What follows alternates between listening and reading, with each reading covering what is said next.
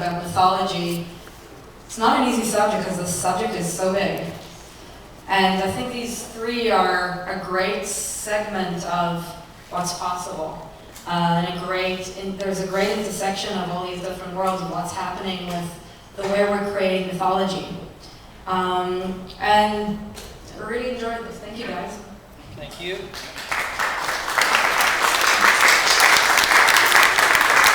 So I've got a few questions, but if anybody wants to ask, please raise your hand. I think I'm going to start with a question for the three of you.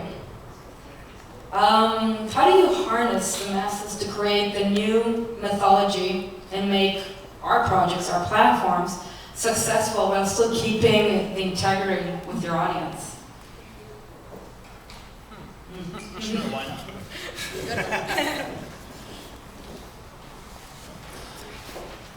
I think that's probably an evolving thing, something because a lot of this is so new. But what I've noticed from my experience and some of my work is, as I mentioned in my talk, it's the activation. What is that piece that is really, really important, whether it be to a community or a niche group or just an individual that's going to get them excited enough to go out there and participate in it. And I think some of those topics, whether it be sustainability, whether it be consciousness, art, a variety of different things that we may not even know about, but it's something that is truly valuable to that individual to push them. And one of the things that we want to do with this Mythify experience and this interactive aspect is give people a possibility to make a living on this site. So we put all of our content out there, and yes, it's exciting to them, and it's something that drives them and pushes them to go make a change. But now they can also have distribution of the product that they just created on that site. So now it's not just something that is a personal desire, but it's also a way to bring income into them as well. So I think that can also be a way to get people moving a little bit, but there's also that conscious element to it as well. So you're gonna go do some good, but you'll be able to go make a little money and survive. So. Start any events.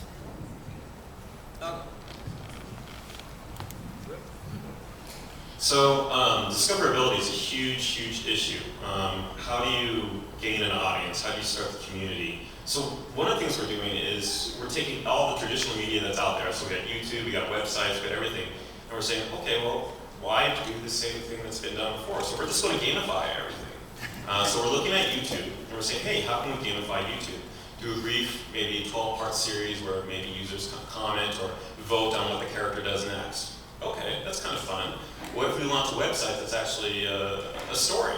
And in order to find out what happens next in the story, it segue naturally leads you into purchasing the game, right? Again, this is nothing new. This has all been done before, but it's just the approach of it, right? Just having a unified approach. The biggest thing that we want to do is we want to make sure that we're not nickel and diming the users, the players. The freemium movement is huge. It's here to stay. I made some freemium games. I have friends who've made a lot of money in that space, but that's not what we're doing. We're offering kind of deep, rich content, and we think that by itself, executed well, is going to be a strong allure. And then we just got to make sure that we get in front of the right users. So we're not doing the shotgun approach. We're advertising all these channels. We're going to selectively pick 1, 2, 3 channels with vocal core players, gamify the channels, things that we are doing, the websites, the YouTube videos, and then grow it from there. So one of the things that I'm thinking about is that, stars and sex. And those are traditional elements that, in a way, are parts of the story, and I'm trying to reach out for very mainstream kinds of storytelling in lots of ways. I want you to be involved in the stories that I create, but I also I want to make the game be part of every inch of the promotion of the game as well. For instance, with the first game, with the Ghosts game, ABC.com interviewed me, but I only would agree and they wanted somebody to come out and take a picture of me. So they took a picture of me, but I said I would only have a picture that had a clue embedded in the media, so that it was pervasive, and the clue was there for anyone to see who was playing the game. ABC, actually, that was a magazine. Then ABC.com did a story, and I said, well, the only way I want you to be able to click on something in the photograph that you're going to use of my logo for the game, and that's going to give you an audio clue. So I'm surrounding you with the game. And then what I meant by stars and sex was, I am a movie buff, and I grew up on TV and movies, and the kinds of games that I see reflect a certain interest of mine. And I say this at a lot of meetings, I want musicals. I want romantic comedies. These games have the room for that. And once we start doing that, then these are going to become much more mainstream. I literally want people, I mean, I'm speaking with a former partner of mine who writes for Broadway, and he said, well, how do you do production numbers? I said, well, that's easy, that's crowds, that's, you know, that's really easy. And he said, well, yeah, but what about the expertise? I said, well, at the core, you have great dancers who are doing the flash mob that everybody else is doing. And then he said, well, then how do you do intimate moments? And I said, well, that's done on the cell phone. You're calling players with intimate scenes because it's one-on-one or two-on-one. Again, everything is posted to the game. So does that end? I mean, that's what I'm doing. I want to surround you with the game. That's all great answers. My question's for Ash. I was wondering, like, you said that you gamify a lot of the social media stuff that you guys do, and I was curious if you had any specific percentages or numbers as far as like how much that's actually increased your awareness and engagement and advocacy. Like, sure. So those are pending. So I'll share with you the results as soon as we do them and let you know how well it worked out. But both, I think our two main efforts right now is the website and the YouTube series. And then on top of that, we're going to go look to do presence at conventions, Comic-Con and PAX. And what we're going to do there is kind of, is anyone in the audience familiar with cosplay LARPing? Yeah, there we go. So again, we're going to gamify that as well, right? So, but again, maybe one of the characters will be Red Robin, right? So we'll provide Red Robin, and you get to be one of the monsters, and go. Great, enormous time. Yeah. And then.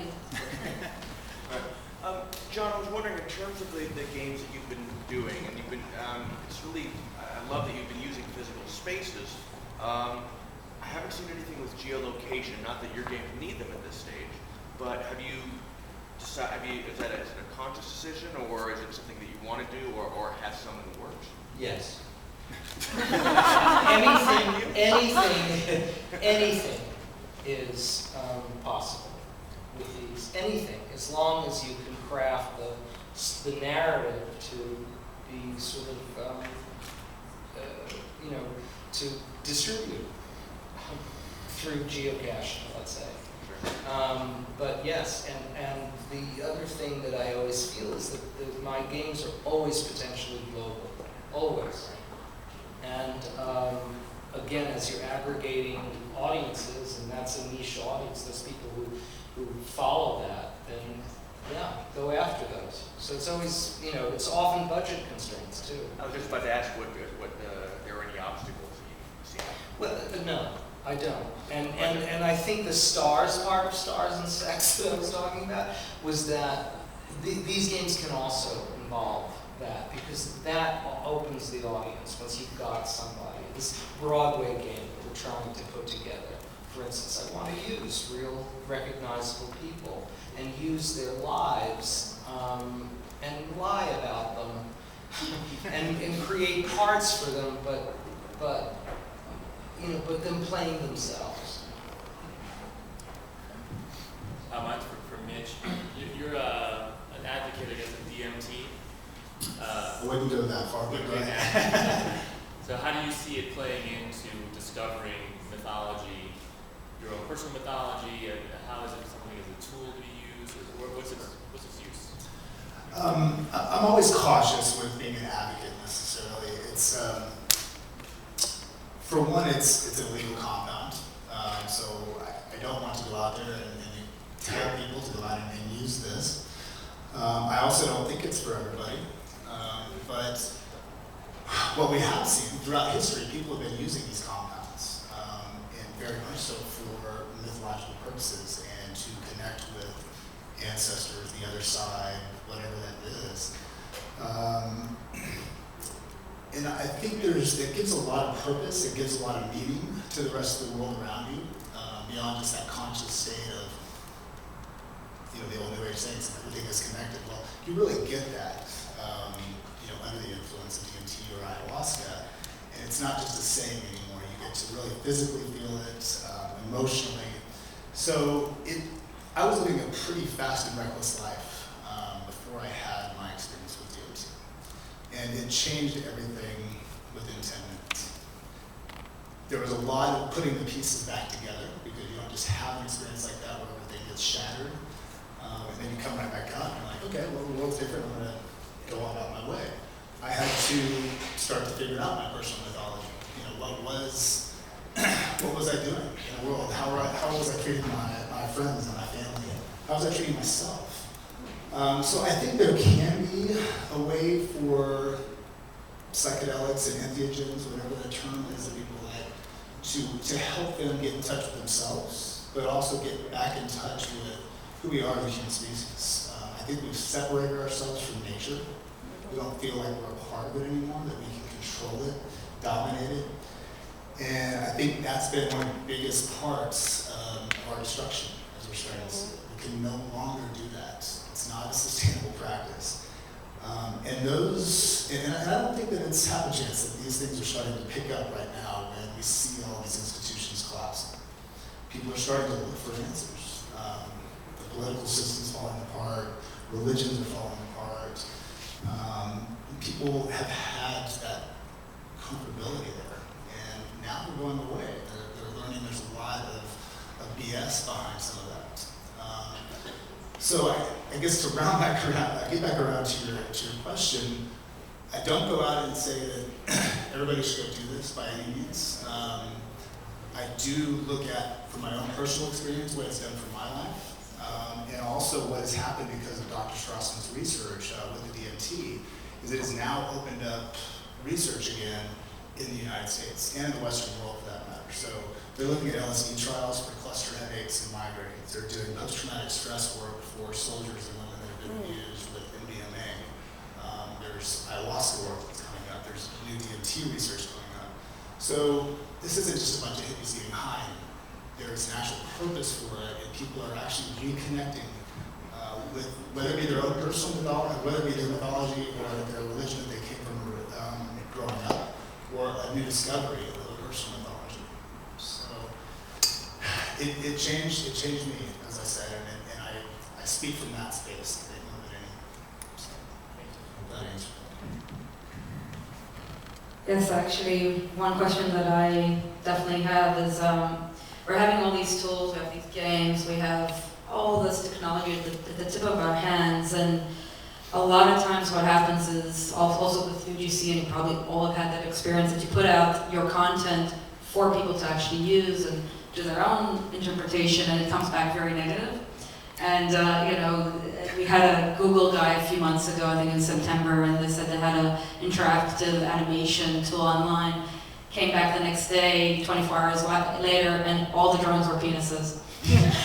And they had to actually start putting something into the engine to actually see how they can make it more, PG and all that. So when we have all these tools at the tip of our hands, how do we actually empower the users to create positive stories, create a positive mythology, create a positive outcome, even if we're dealing with the darkness, but how do we get into the light? Does that happen? Is that an issue that can be resolved, or we are always going to have both the sides of the coin? But I think a lot of the times what I see is, I think right now what we're seeing, especially with the happenings that happened the last few months is that one really bad experience happens and the internet answers with a lot of positivity, some negativity, but a lot of positivity.